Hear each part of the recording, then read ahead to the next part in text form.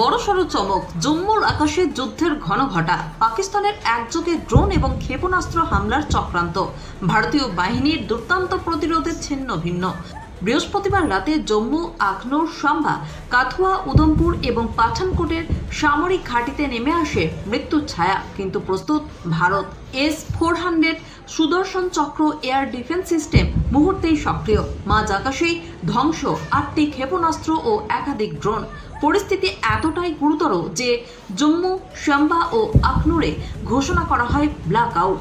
শব্দে গর্জে ওঠে বিমান হামলার সাইরেন। পাল্টা জবাবও ছিল বজ্রগতিতে।